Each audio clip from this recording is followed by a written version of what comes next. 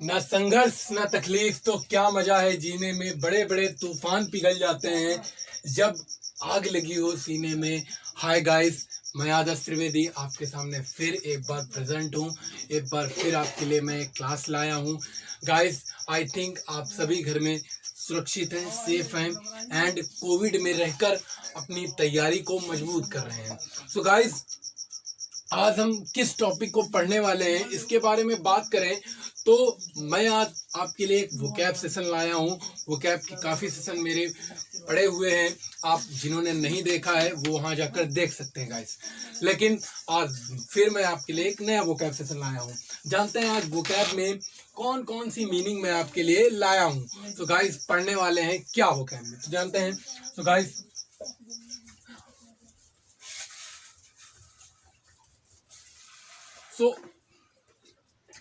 मैंने जितनी भी वोकैब करा दी हैं उसी से रिलेटेड मैं आज वोकैब लाया हूं। आप एक प्रकार से उसे समझ सकते हैं रिवीजन के लिए। कुछ कुछ जो वोकैब होंगी वो नहीं होंगी, कुछ वोकैब रिवीजन के तौर पर होंगी। तो अगर आपने मेरी सारी वोकैब को पढ़ा है तो आज आपको पढ़ने में कुछ अलग लेवल का मजा आने वाला है, बिलीव मी गाइस। तो जानते हैं वोकैब का पहला वर्ड कौन सा लिखने जा रहा हूं, बताना जरूर। वोकैब का पहला वर्ड आप किन किन को आता है कमेंट में। प्रोफ्यूज का मतलब बताएं भाई कोई। प्रोफ्यूज, एक बार आपको सोचना है फिर मैं तो बताऊंगा ही प्रोफ्यूज का मतलब क्या हो जाएगा। सो आई थिंक आप सभी को माइंड में आ गया होगा और आप सभी ने टाइप कर भी दिया होगा। प्रोफ्यूज का मतलब क्या होता है, ऐसी कोई चीज जो प्लेंटी अमाउंट में हो, जो प्रचुर मात्रा में हो हमारे पास। कोई ऐसी चीज जो प्रचुर मात्रा में पाई जाती हो। कैसे प्रचुर मात्रा में पाई जाती हो, तो प्रोफ्यूज का सिनोनिम करा रहे हैं गाइस। सिनोनिम है, वोकैब का सिनोनिम का पार्ट है, ये भी मैं लिखे दे रहा हूँ।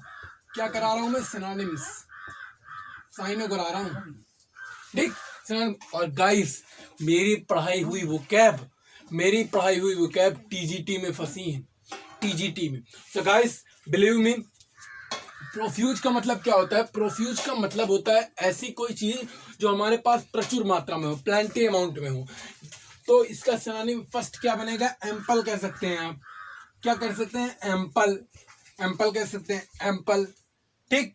एप्पल नहीं, एम्पल। क्या, एप्पल नहीं, एम्पल। इसे क्या पढ़ेंगे, एम्पल, एम्पल कह सकते हैं। और क्या कह सकते हैं, और कह सकते हैं इसको, एक वेरी इंपॉर्टेंट वोकैब, कॉपियस कह सकते हैं आप। क्या कह सकते हैं, कॉपियस कह सकते हैं। क्या कह सकते हैं, कॉपियस कह सकते हैं। और क्या कह सकते हैं, सफिशिएंट कह सकते हैं। और क्या कह सकते हैं, सफिशिएंट।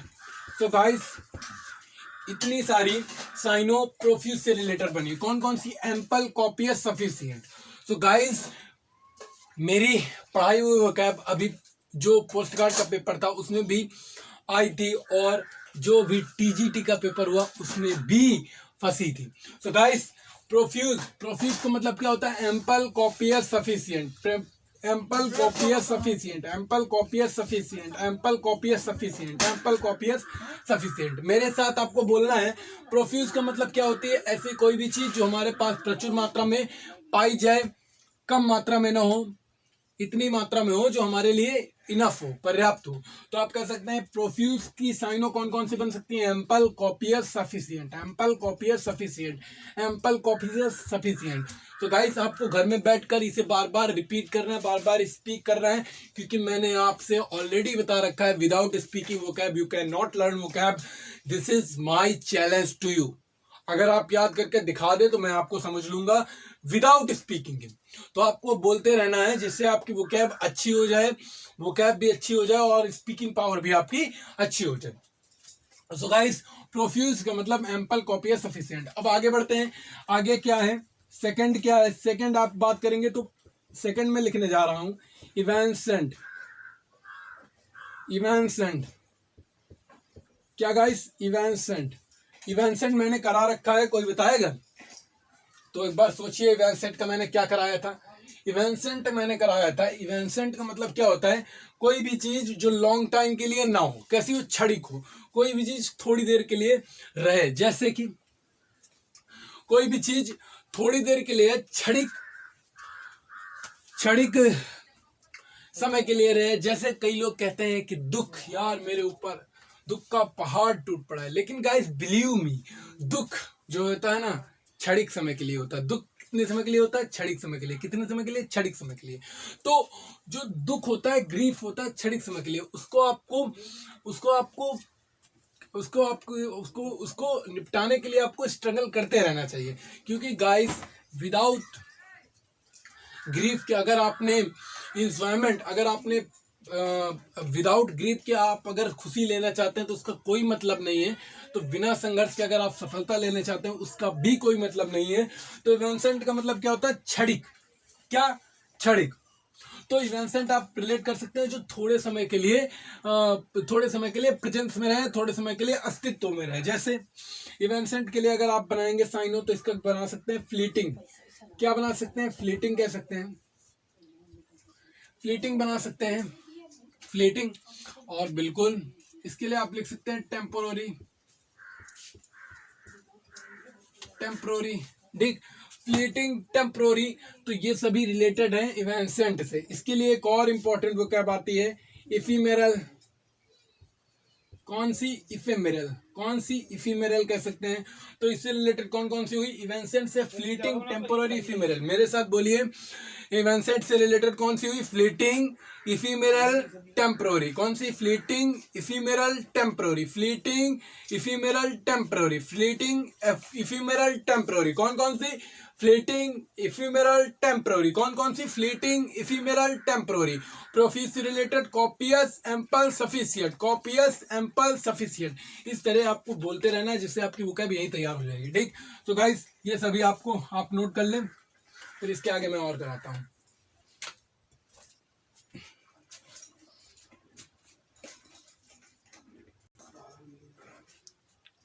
तो गाइस आई थिंक आप सबने नोट कर लिया होगा। बात करते हैं कोएक्स की, जो लिखी है आपके सामने कोएक्स। कोएक्स का मतलब क्या होता है? किसी को बहलाना, फुसलाना या अपनी बातों में उसे मना लेना। किसी को बहलाना, फुसलाना या अपनी बातों में किसी को मना लेना। जैसे आपका कोई फ्रेंड है, आपने उससे 5-10 रुपए मांगे, वो आपको नहीं दे रहा है, तो आप उससे क्या करते हो? बहलाते हो, फुसलाते हो कि यार ये है, मैंने तेरा ये काम किया था, मैंने तेरा वो काम किया था, यार आज तो मेरी मदद नहीं कर रहा है, दुनियादारी। आप उसको एक्सप्लेन करते हो। तो वो क्या हुआ? वो एक प्रकार से बहलाना हुआ, फुसलाना हुआ, उसे मनाना हुआ, या उसको अपने पक्ष में लेना भी आप कह सकते हो। तो कोएक्स का मतलब यही होता है, किसी को बहला लेना, फुसला लेना, अपने पक्ष में कर लेना। तो कोएक्स की अगर सिनोनिम देखेंगे तो कोएक्स की सिनोनिम हो जाएगी कैजोल। कौन सी? कैजोल। और कौन सी? परस्योड कह सकते हो आप, परस्योड, परस्योड कह सकते हो, कैजोल कह सकते हो, परस्योड कह सकते हो। तो ये सब रिलेटेड टू कोएक्स से। कोएक्स का मतलब क्या होता है? किसी को अपने पक्ष में लेना, पक्ष में लेना, या किसी को बहला लेना, फुसला लेना, उससे अपना काम निकाल लेना।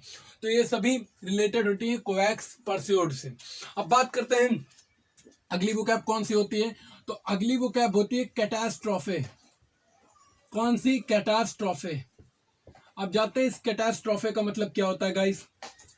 तो इस कैटास्ट्रोफे का मतलब जानते हैं क्या होता है? When we talk about catastrophe, then catastrophe is used for disaster. आप कह सकते हैं कैटास्ट्रोफे का यूज किसी आपदा के लिए किया जाता है, किसी विपत्ति के लिए किया जाता है, किसी संकट के लिए किया जा सकता है। देख, तो जब कोई संपत्ति की, वो विपत्ति की बात आती है, तो वहां पर आप कैटास्ट्रोफे वाली वोकैब यूज कर सकते हैं। तो इसके लिए साइनो बनती है कैलामिटी। कौन कौन सी? कैलामिटी, कैलामिटी कह सकते हैं आप। और कौन सी कह सकते हैं? डिजास्टर कह सकते हैं। कौन कौन सी कह सकते हैं? डिजास्टर। कौन कौन सी? Calamity, disaster. कौन सी? Calamity, disaster. कौन कौन सी? Calamity, disaster. आपको मेरे साथ बोलते हैं ना, कौन कौन सी? Calamity, disaster. गाइस सिनोनिम्स के बाद बहुत जल्द मैं लाने वाला हूं आपके लिए one word substitution. One word substitution की करीब काफी क्लासें मैं आपके लिए लाने वाला हूं। वन वर्ड सब्स्टिट्यूशन की सिनोनिम्स की मैंने काफी वोकैब करा ही दी है, उससे बाहर कुछ आ नहीं सकता मेरे अकॉर्डिंग। और भी अभी इसकी क्लास बनानी है आपके लिए, लेकिन इसके बाद 2-3 दिन के बाद मैं आपके लिए वन वर्ड सब्स्टिट्यूशन की क्लास लेके आने वाला हूँ। तो कैटास्ट्रॉफी का मतलब क्या होता है? Calamity disaster. कैलामिटी डिजास्टर क्या कह सकते हैं आप? Calamity disaster. किससे? कैटास्ट्रॉफी से। अब बात करते हैं अगला। तो अगली बात करते हैं, तो अगली जैसे मैंने बात किया,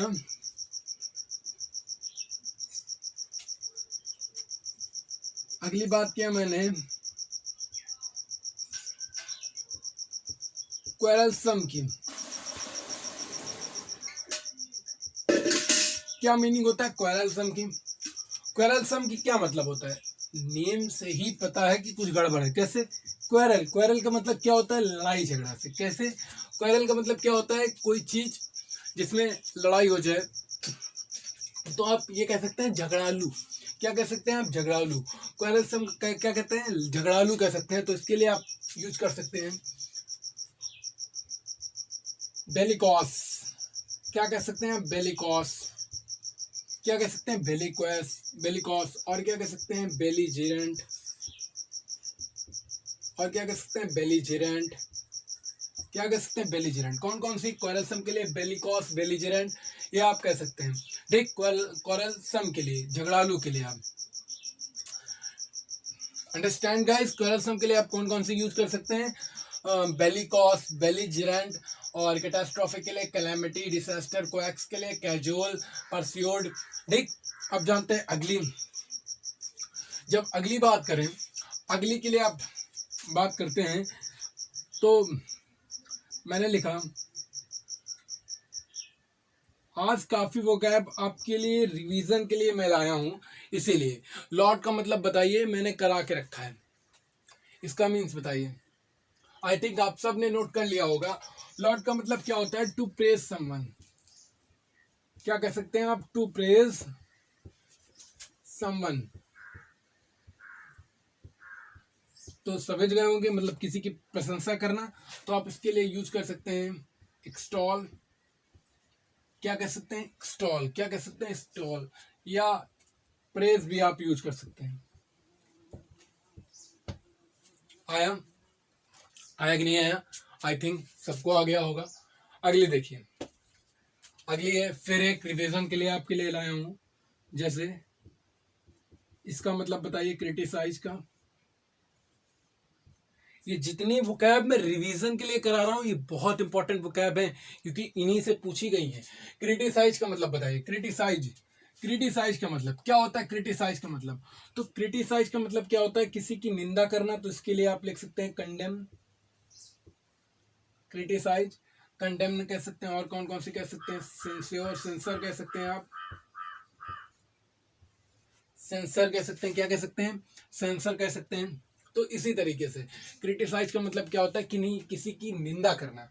तो गाइस आप सभी इन सभी वोकैबों को नोट कर लें।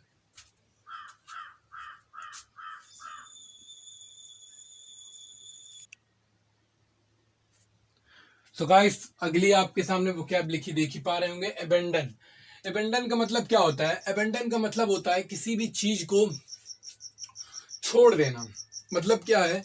उसे गिव अप कर देना। You can say give up, give up anything, किसी भी चीज को। जैसे आपने अपनी बुरी हैबिटों को गिव अप कर दिया, अबेंडन कर दिया, है ना, छोड़ दिया। ठीक, तो उससे रिलेट किया जाता है अबेंडन का।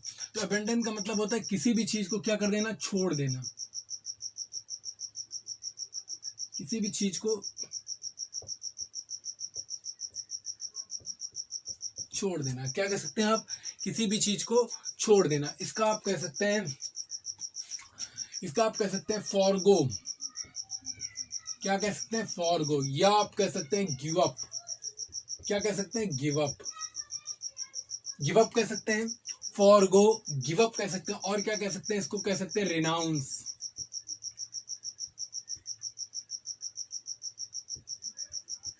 रिनाउंस कह सकते हैं। और क्या कह सकते हैं? रिनाउंस कह सकते हैं, लीव कह सकते हैं आप, लीव कह सकते हैं। और क्या कह सकते हैं आप? इसके लिए आप डेजर्ट यूज कर सकते हैं। क्या कह सकते हैं? डेजर्ट। क्या कह सकते हैं? डेजर्ट। कौन कौन सी? अबेंडन का मतलब क्या होता है? छोड़ देना। छोड़ दो से कौन सी? forgo, give up, renounce, leave, desert.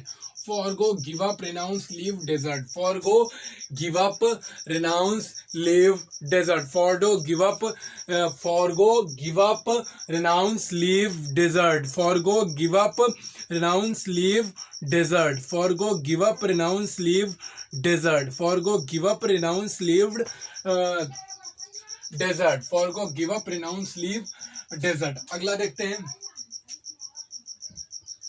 अगली मैंने लिखी एब्डिकेट। अब इसका मीन क्या होता है? एब्डिकेट। एब्डिकेट भी इसी से रिलेट किया जाता है। इसका सिर्फ मतलब होता है त्याग देना। त्याग देना और छोड़ देना में कोई ज़्यादा डिफरेंस नहीं है। त्याग देना और छोड़ देना, तो त्याग देने का मतलब क्या होता है? इसका भी आप यही कर सकते हैं, सेम रिनाउंस कह सकते हैं आप। इसके लिए एक इंपॉर्टेंट वोकैब आती है, रिलैंक्विश करना। क्या करना? रिलैंक्विश करना। इसमें भी आप डेजर्ट को इंक्लूड कर सकते हैं। किसको? डेजर्ट को इंक्लूड कर सकते हैं। तो कौन कौन सी?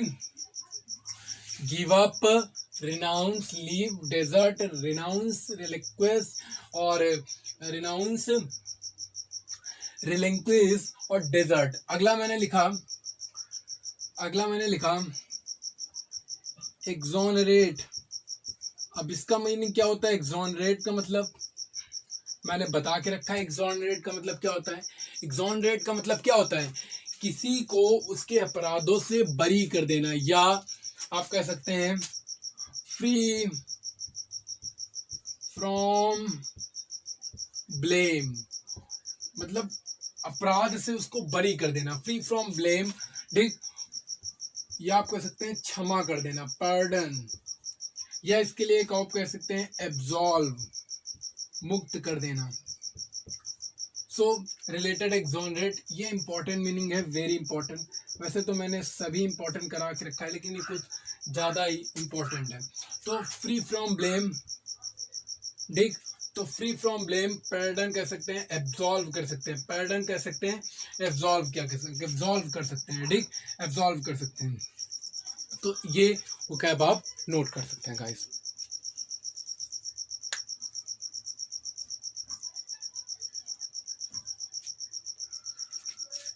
सो गाइस आज के लिए इतना ही है। सो गाइस फिर अगले क्लास में मैं आपके लिए एक नया सेशन लेके आऊँगा। सो गाइस आज प्लीज़ अपने कमेंट में लिखना कि आज की क्लास आपको कैसी लगी। सो गाइस फिर आपसे मैं अगली क्लास में मिलूँगा। गाइस एक चीज़ को अपने माइंड में सेटअप करके रख लेना, बिना स्पीकिंग की वोकैब नहीं आ सकती। और सेकंड थिंग क्या है? सेकंड थिंग है कि बिना रिवीजन के कुछ भी नहीं आ सकता। आपको इन सब वोकैब को कम से कम, मैं ये आपसे नहीं कहता कि आप 1 घंटा बैठ के पढ़ो घर में, नहीं, 1 आवर देने की कोई ज़रूरत नहीं। अगर आप पढ़ सकते हैं तो मैक्सिमम डेली का डेली रूटीन बनाइए। 10 मिनट आपको वोकैब घर में एक बार लुकअप जरूर करना है, देखना जरूर है। So guys this thing keep into in your mind and please guys make your future and please learn this vocab, because किसी भी इंग्लिश के पेपर में बिना वोकैब के वो पेपर बनता ही नहीं, आप इस तरीके से कह सकते हैं। और 5 नंबर की वोकैब, 10 नंबर की वोकैब और इससे ज़्यादा मैक्सिमम नंबर की वोकैब किसी न किसी पेपर में ज़रूर पूछी जाती है। तो गाइस प्लीज़ अपनी वोकैब पावर को बढ़ाइए। एंड गाइस जैसे कि मैंने आपसे वादा किया है कि इस वोकैब सेशन के बाद मैं आपके लिए 1 वर्ड सब्स्टिट्यूशन के सेशन भी लेके आऊँगा। और गाइस मैं अपने इस वादे को पूरा जरूर करके दिखाऊँगा। तो गाइस आज के लिए इतना ही है। फिर आप अपने कमेंट में लिख के जरूर बताइएगा कि आपको मेरा सेशन कैसे लगा। एंड गाइस प्लीज़ मेरे चैनल को लाइक एंड सब्सक्राइब जरूर कीजिएगा अगर आपको पसंद आए तो। मैं ये आप पर प्रेशर नहीं डालता हूँ कि नहीं पसंद आए फिर भी आप लाइक करिए, लेकिन अगर पसंद आ रहा है तो please like and subscribe. So guys फिर नेक्स्ट क्लास में मिलते हैं।